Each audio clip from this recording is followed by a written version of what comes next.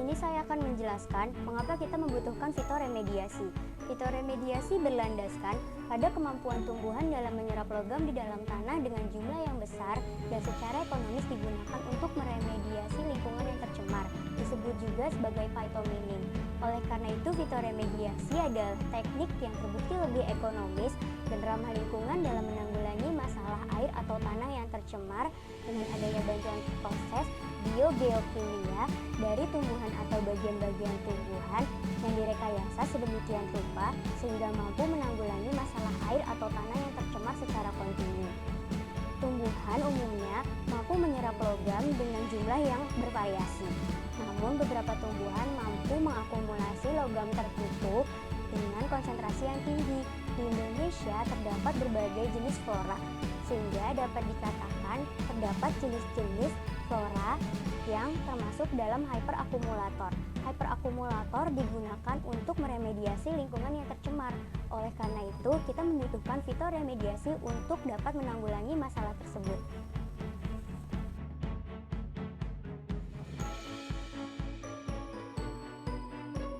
Untuk mewujudkan fitoremediasi ini, kelompok kami merancang sebuah alat yang bertujuan untuk mengolah air limbah selokan sehingga airnya dapat dimanfaatkan kembali.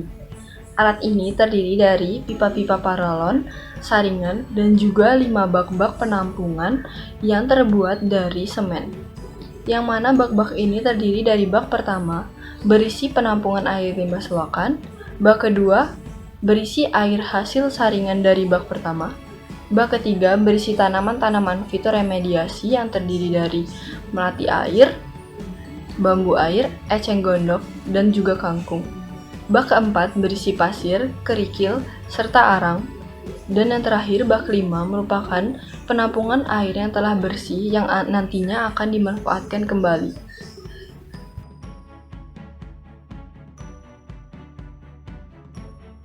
Kali ini saya akan menjelaskan mengapa kelompok kami mengambil tanaman kangkung, eceng gondok, melati air, dan bambu air dalam proyek fitoremediasi ini.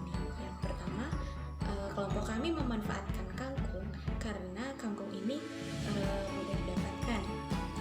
Kangkung ini dalam suatu penelitian dapat menetralkan air.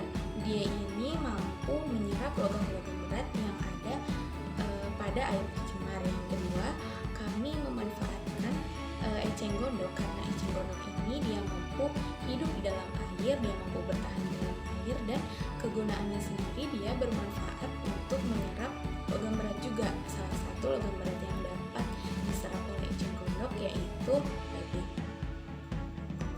Selanjutnya yang akan kami bahas adalah mengenai tanaman melati air dan bambu air. Melati air sendiri diketahui dapat dijadikan sebagai alternatif metode fitoremediasi limbah cair.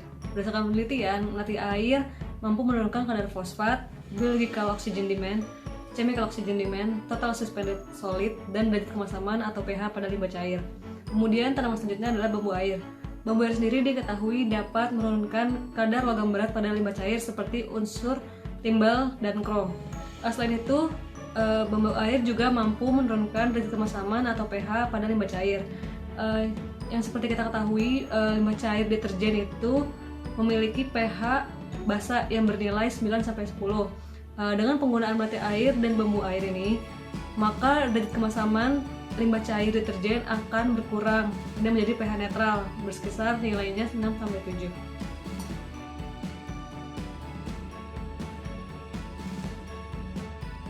Oke, selanjutnya kenapa sih kita perlu adanya bahan-bahan seperti ijo, pasir, arang, dan kerikil? Jadi bahan-bahan tersebut dalam proses fitoremediasi itu dapat membantu menjernihkan air dan membuat pH air menjadi netral. Nah, dari bahan-bahan tersebut memiliki fungsinya tersendiri, yaitu yang pertama ada ijo, itu untuk menyaring partikel yang lolos dari lapisan sebelumnya dan meratakan air yang mengalir. Yang kedua ada pasir, itu untuk menyaring kotoran yang halus. Terus yang ketiga ada arang, itu berfungsi sebagai disinfektan yang baik atau pembunuh bakteri. Selain itu juga dapat menghilangkan bau dan warna yang terdapat dalam air. Terus yang keempat ada kerikil, itu sebagai bahan penyaring dan membantu aerasi oksigen.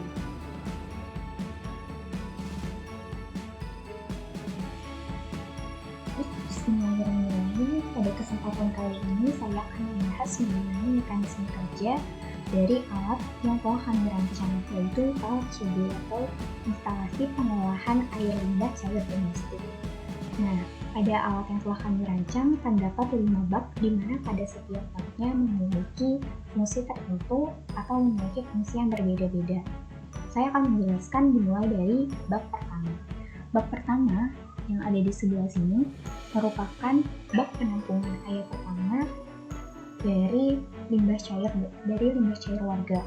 Jadi limbah-limbah cair masyarakat atau limbah-limbah cair warga itu pertama kali akan kita tampung pada bak pertama. Di sini kita bisa lihat airnya cenderung berwarna coklat atau kecoklatan.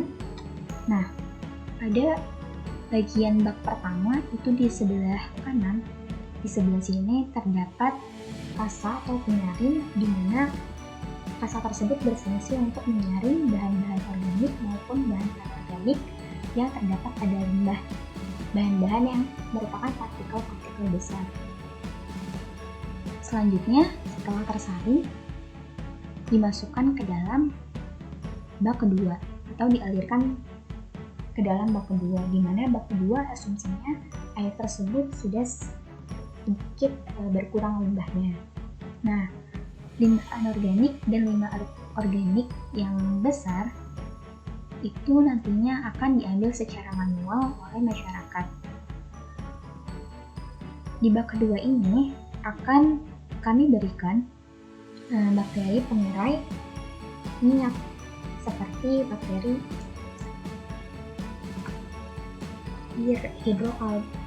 hidrokarbon plastik, diantaranya seperti Pseudomonas, Astrobacter, Alkaligenes, dan yang lain-lain. Nah, bakteri tersebut berfungsi untuk mengolah minyak atau limbah minyak.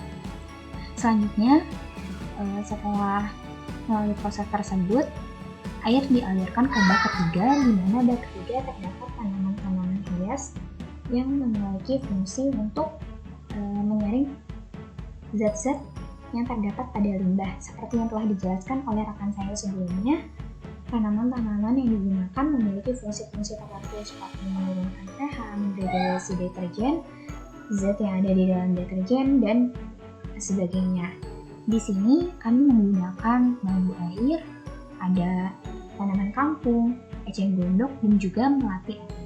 Nah, tanaman-tanaman ini merupakan tanaman air sehingga kami tidak menggunakan media tanah untuk menanam tanaman tersebut. Jadi tanaman tersebut langsung berada di atas air tanamannya. Nah, di sini juga kami berikan sekat-sekat pada setiap tanaman untuk memberikan hasil yang lebih baik dan mengefektifkan proses filtrasi. Jadi setiap tanaman memiliki atau dapat secara maksimal menyerap zat-zat yang ada di dalam limbah. Jadi pertama kali air mengalir itu ke bambu air, selanjutnya di bambu air sedikit tertahan, oleh sekat ini dilanjutkan ke tanaman kampung, lalu tanaman eceng gondok, dan juga tanaman melati air. Setelah melalui tahapan proses filtrasi dari tanaman hias, dilanjutkan ke bak keempat, di mana bak keempat itu terdapat kerikil, pasir, dan juga arang. Seperti yang telah dijelaskan oleh rekan saya sebelumnya, kerikil, pasir, dan arang memiliki fungsi tertentu untuk dapat memfiltrasi air agar air dapat lebih jernih. Nah, ini juga bak keempat merupakan bak filtrasi terakhir pada alat yang kami rancang. Selanjutnya, setelah air dirasa sudah jernih dan melalui semua tahapan yang terdapat pada bak pertama, bak kedua, dan juga bak ketiga dan seterusnya, dimasukkan ke dalam bak kelima, di mana merupakan bak terakhir dan penampungan terakhir air yang asumsinya telah jernih dan bisa dipakai oleh masyarakat. Nah, di sebelah sini ada parawan yang cukup panjang, di mana parawan ini nantinya akan menghubungkan setiap unit kegiatan yang ada di desa tersebut. Jadi